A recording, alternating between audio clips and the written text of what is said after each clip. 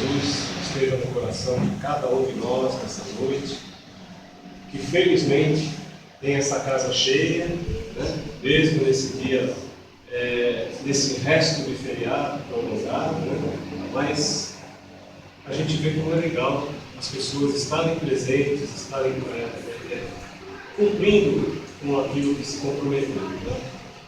E nesses minutos aqui que a gente esteja, que a gente vai estar reunido, nós possamos sentir o abraço fraterno de toda essa equipe espiritual que já vem preparando esse ambiente há muitas horas, para que a gente pudesse chegar aqui nesse momento e sentir na pele essas vibrações de harmonia, de paz, de serenidade que a gente percebe que reina no ambiente.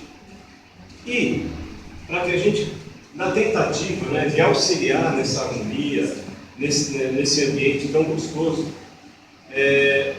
eu gostaria de fazer uma música que, como foi falado aqui dos aprendizes do Evangelho, é uma música que provavelmente vocês conheçam, que é a prece dos aprendizes do Evangelho, para que a gente possa entrar na sintonia da casa e viajar nesse tema de hoje. Então, quem souber, por gentileza, canta junto comigo, né?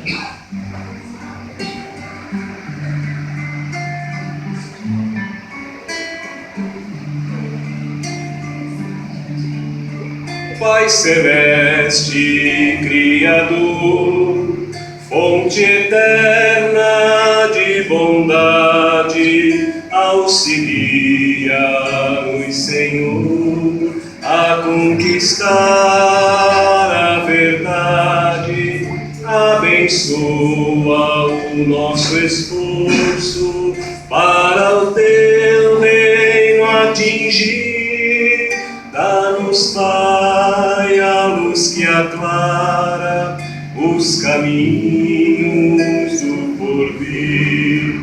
És a glória deste mundo, és a paz e a esperança, és a luz que não se apaga, és o amor que não se cansa. Dá-nos força para sermos os arautos do teu amor, testemunhos verdadeiros do Evangelho Redentor, testemunhos verdadeiros do Evangelho Redentor.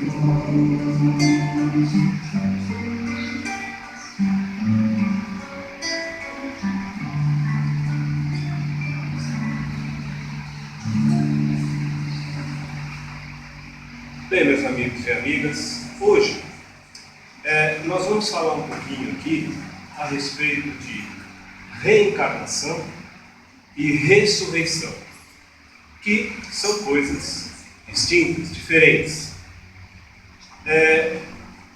Houve uma passagem na vida de Jesus, enquanto ele esteve aqui encarnado entre nós, que ficou conhecida como a Transfiguração do Monte.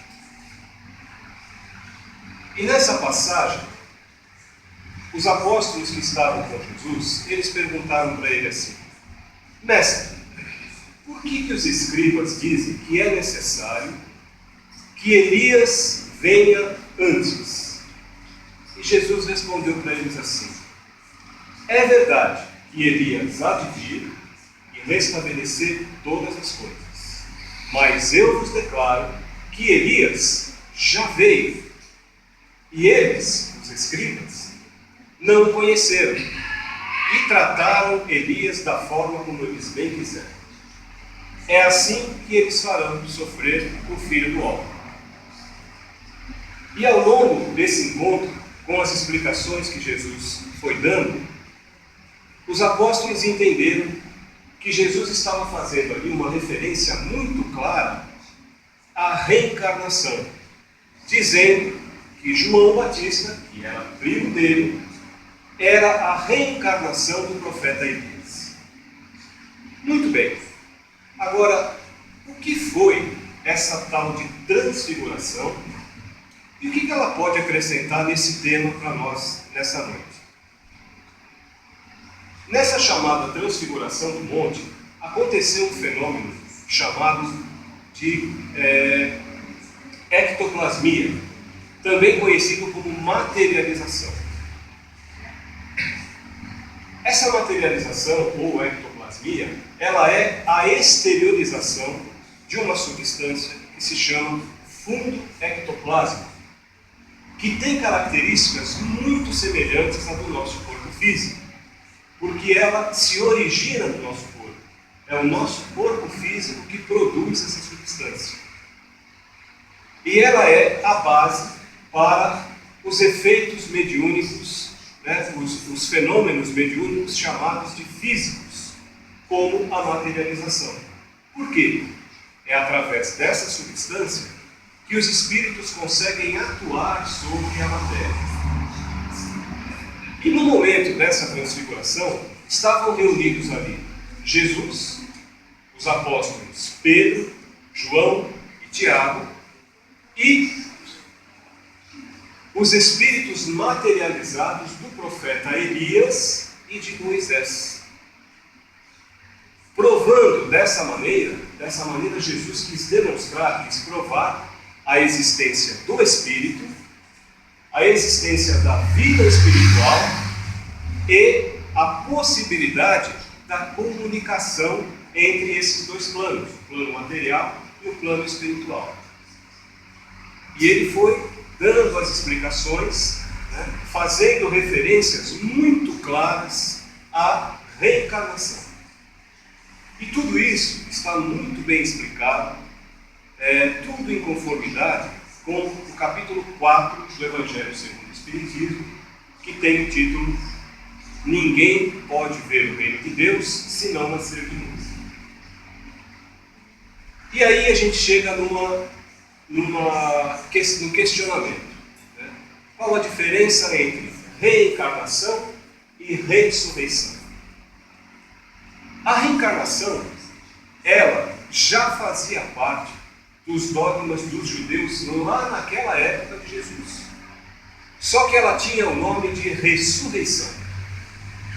Porque para os judeus era impossível um ser humano sobreviver se ele não tivesse um corpo físico, se ele não tivesse a matéria.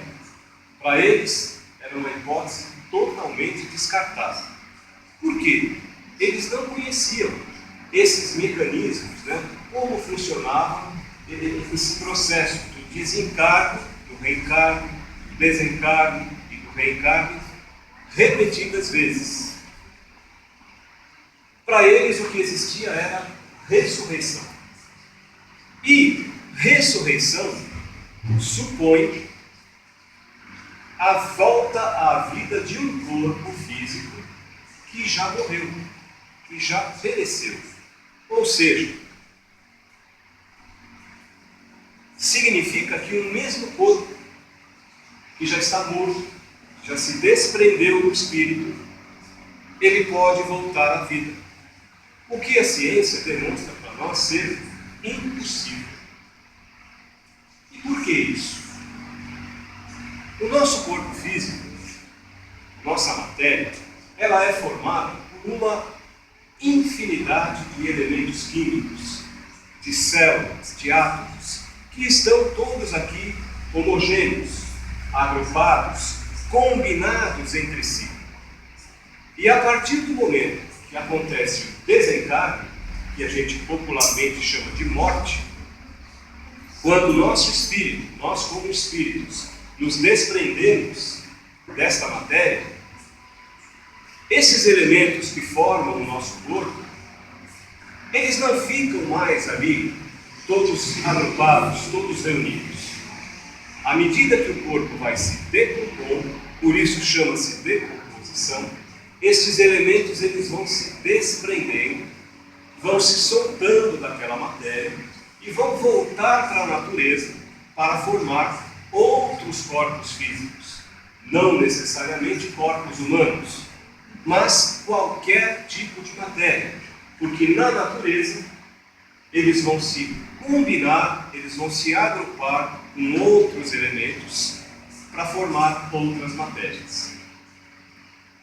Então, se nós imaginássemos que esses elementos ficassem aqui todos reunidos, agrupados, homogêneos, sem sair do lugar, nós até poderíamos admitir a hipótese de que num determinado momento, por alguma lei da natureza, esse corpo pudesse retornar à vida.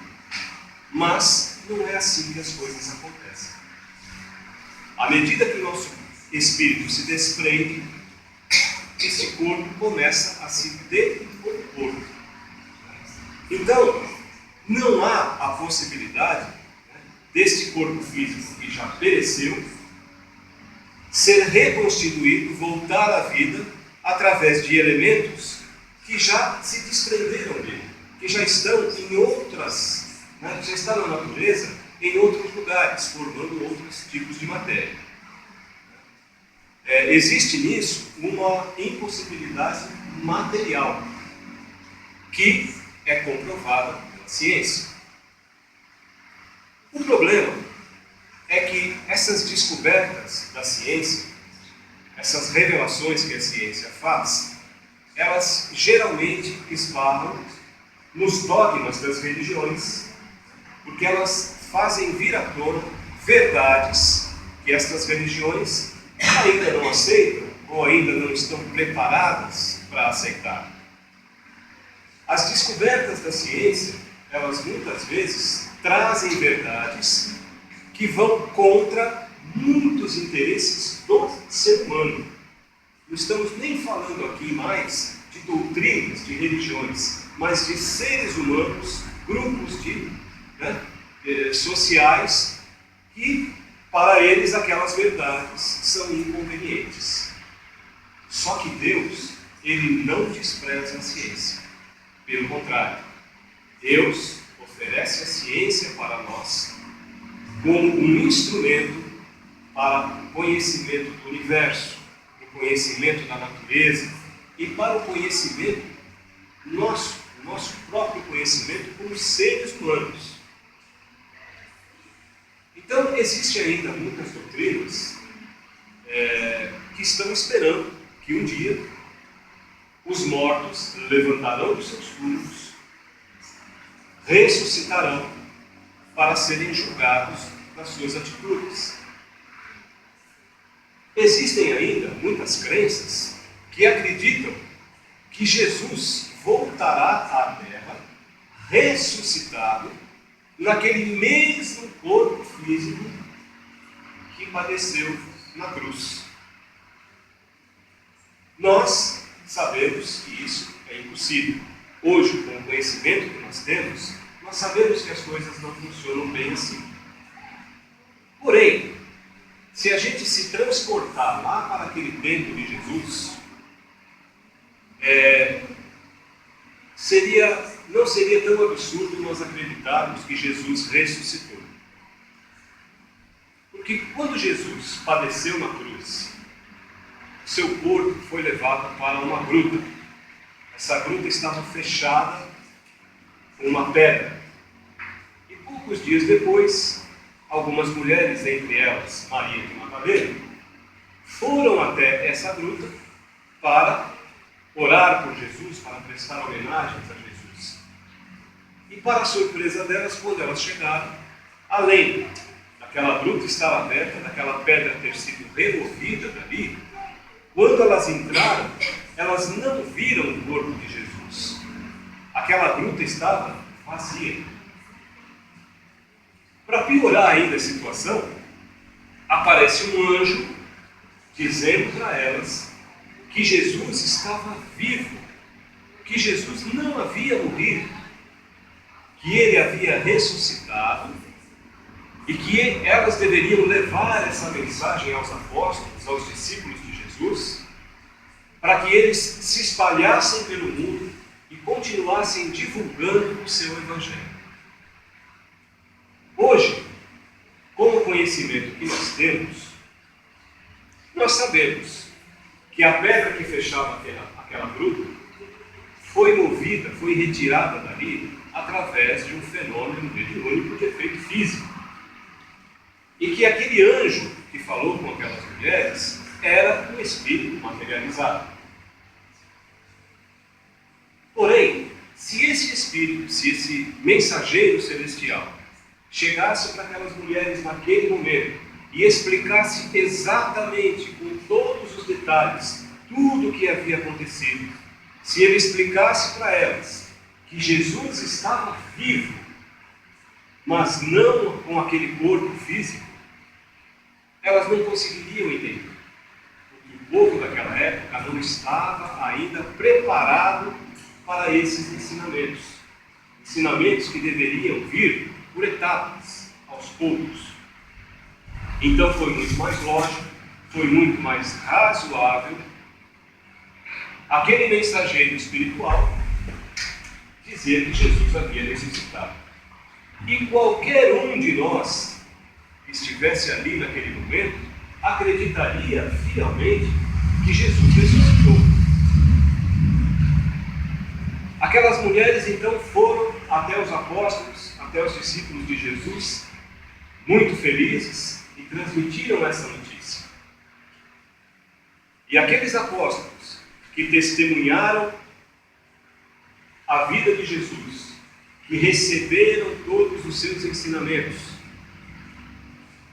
que presenciaram a sua condenação, o seu martírio, que ajudaram a retirar o corpo de Jesus daquela cruz e levar para aquela gruta, para eles, Jesus havia morrido e havia ressuscitado em algum lugar. Depois, para confirmar tudo aquilo que aquele mensageiro espiritual tinha dito, o próprio Jesus aparece radiante de vida diante dos apóstolos, e não apenas uma vez, mas diversas vezes. São as aparições de Jesus após o seu desencarne. Então, como não acreditar que Jesus havia ressuscitado naquele momento?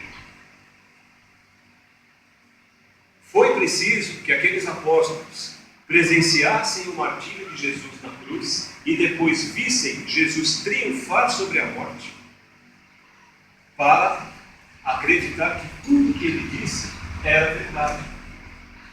Que não havia morte, a morte havia sido vencida.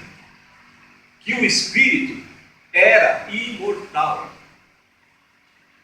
Então, é bem compreensível, né, que muitas religiões até hoje, por não se aprofundarem no estudo, por levarem as lições de Jesus apenas ao pé da letra, ainda acreditem que Jesus irá ressuscitar, irá voltar naquele mesmo corpo que ele utilizou, assim como cada um de nós.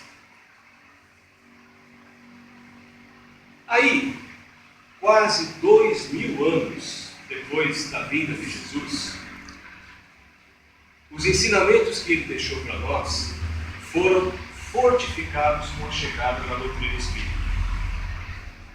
E o Espiritismo, ao contrário do que muitas pessoas imaginam, ele não veio para negar, e ele não veio muito menos para modificar os ensinamentos de Jesus. O Espiritismo chegou para confirmar esses ensinamentos, dando a esses ensinamentos, a esse Evangelho, uma nova visão, uma nova interpretação e desmistificando tudo aquilo que havia sido dito até então. E mais, o Espiritismo veio explicar para nós a lei da reencarnação.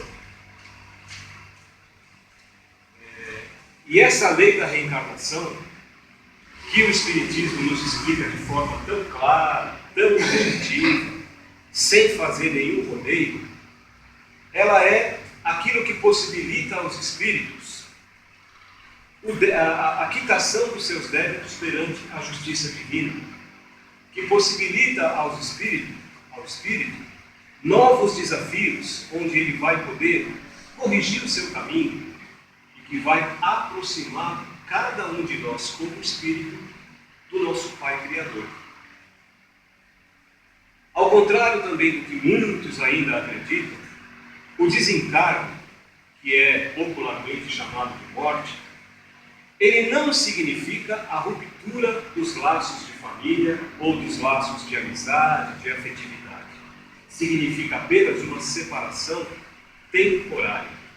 Porque aqueles espíritos que são simpáticos entre si, que têm afinidade, eles voltarão a se relacionar para fortalecer esses laços de amor, de amizade e de afetividade que os uniram, que sempre vão unir cada um deles.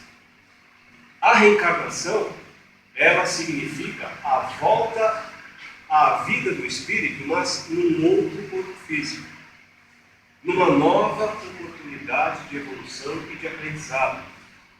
O espírito, nós como espírito, somos imortais. E a morte, ela não existe.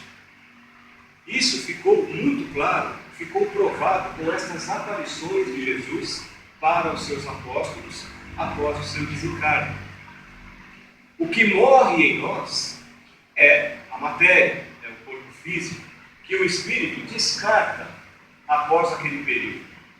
Da mesma forma como nós trocamos de roupa.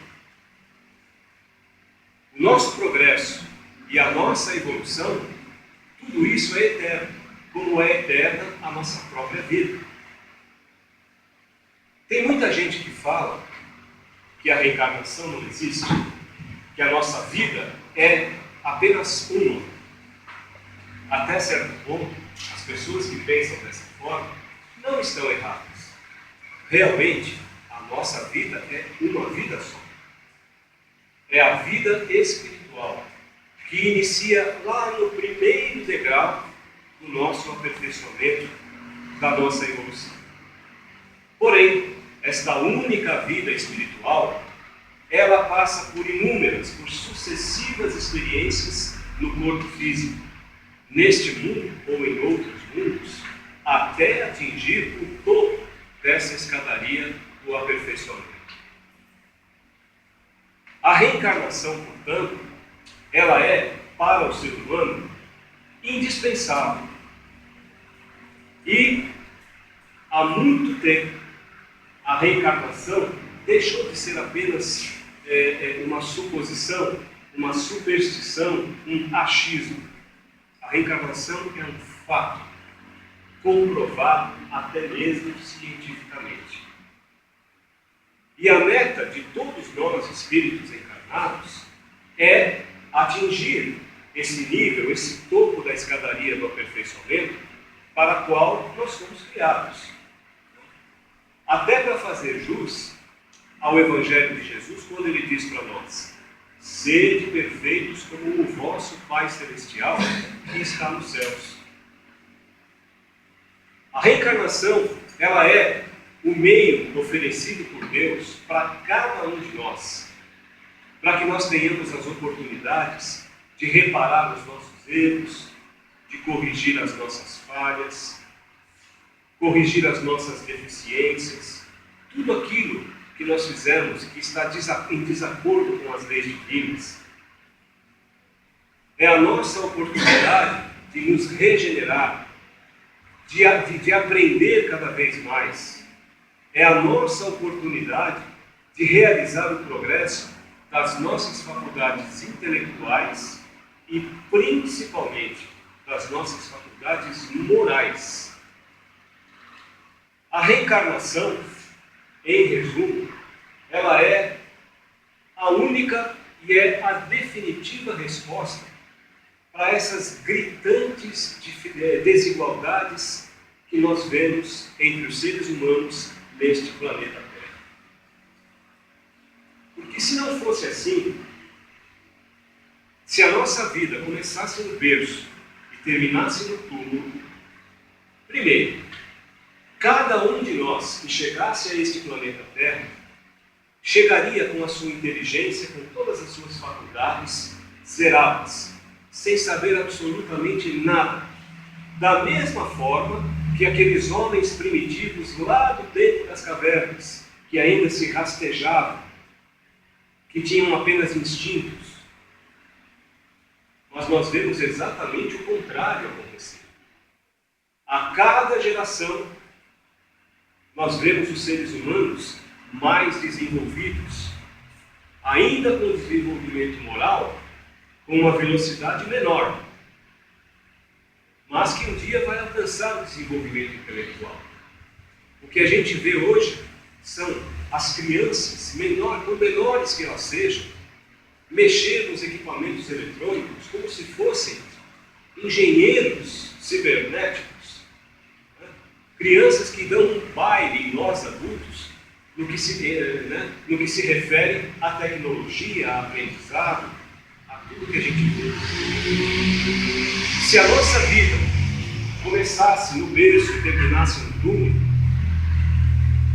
o que é que justificaria que algumas criaturas chegam até esse mundo com um corpo perfeito, cheias de saúde, enquanto outras nascem com graves defeitos físicos, defeitos psicológicos, ou que adquirem doenças gravíssimas ao longo da sua jornada?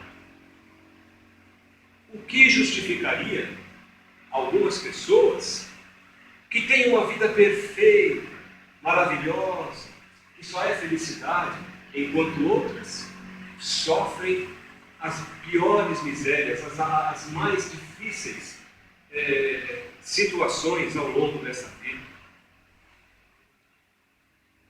Se não fosse assim, como explicar pessoas que nascem tranquilas, calmas, voltadas para a paz e para a fraternidade, enquanto outras são brutas, violentas, ríspidas, que só procuram a guerra, que só procuram as brigas?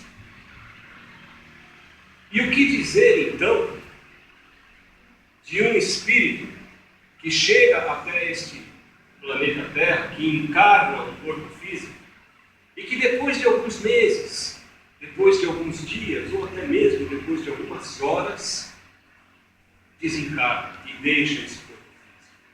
O que justifica esta permanência tão breve para um espírito que não teve oportunidade de demonstrar as suas virtudes, de demonstrar o seu livre-arbítrio, que não teve oportunidade de aprender? E o que será feito desse espírito? Será que ele será enviado para as regiões celestes do paraíso, como um prêmio por algo que ele não se sabe o que fez? Ou ele vai ser direcionado para as infelizes regiões inferiores? E se for assim também, por quê? Então, a lógica, a razão mostram para nós que a nossa vida, que o nosso destino, que todas as desigualdades do ser humano, todas elas têm uma explicação. Porque Deus, ele não é injusto. E todo efeito, ele tem uma causa. A reencarnação, ela é a luz que ilumina esse enigma do destino da humanidade, que oferece uma solução adequada, uma solução sensata, de bom senso, para essa eterna justiça de Deus, para a suprema bondade, para a suprema misericórdia do nosso Pai Criador. O Espírito de Verdade comunicou a Kardec e disse o seguinte para ele: nascer, viver, morrer, renascer ainda, tantas vezes quantas forem necessárias, para que a nossa evolução se elabore e o nosso aperfeiçoamento espiritual se complete. Nós precisamos ter a certeza que nós nascemos para realizar o melhor, e que depende de nós o quanto melhor nós vamos realizar. Se o conhecimento dessa onipresença divina ainda não chegou na nossa mente, se ainda não chegou no nosso coração, nós precisamos pensar no infinito de bênçãos que o nosso Senhor nos oferece. Vamos parar para refletir, nem que seja por um instante apenas, em tudo que a natureza oferece para nós. E vamos seguir em frente. Vamos trabalhar, vamos construir, vamos seguir no caminho do bem. E sempre tendo a certeza de que nós nunca estamos sós. O próprio Jesus disse para nós um dia que onde estiverem 2 ou mais pessoas reunidas em seu nome, Ele estaria presente. Será que Ele está presente aqui hoje? Com certeza. E precisamos ter a certeza também de que a nós cabe fazer a nossa parte da melhor forma possível, em tudo aquilo que estiver ao nosso alcance.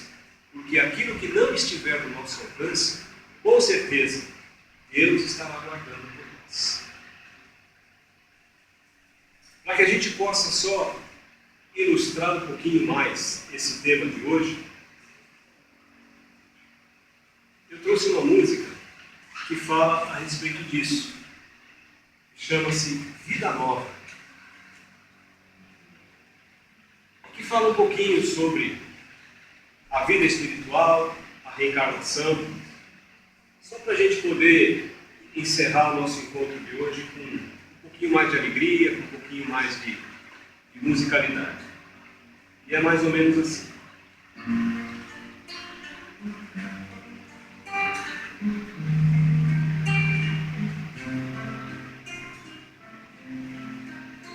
Lá no fim desta vida, não pense que acabou, haverá nova vida que Deus te preparou, livre dessa matéria, irá reconhecer a vida verdadeira ao lado do Senhor. Lá no fim desta vida, tudo é diferente, ter a chance de rever o que está na sua mente, pois Jesus ensinou que a vida espiritual é a vida real ao encontro com Deus.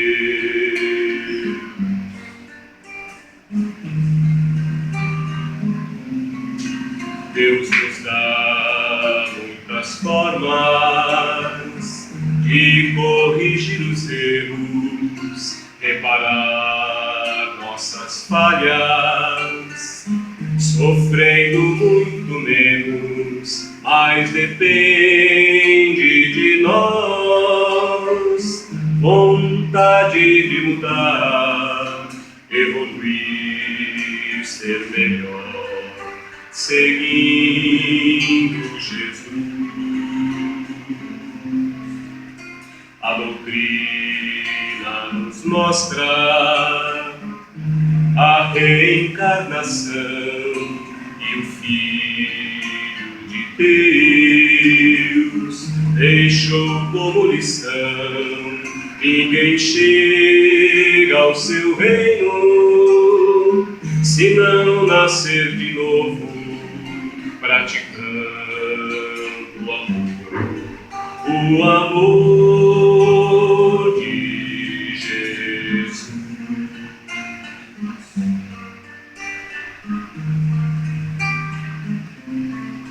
Ninguém chega ao seu reino se não nascer de novo, praticando o amor de Jesus.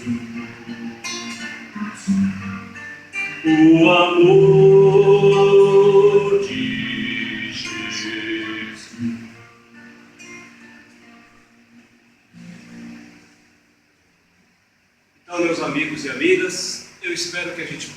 refletir sobre tudo isso que foi dito, e não apenas ficar nas palavras que foram jogadas. Tudo isso que foi explicado está contido no Evangelho segundo o Espiritismo, no capítulo 4, e merece um estudo aprofundado, para que a gente não fique apenas nas letras. Então, eu agradeço demais o carinho, a atenção de todos vocês.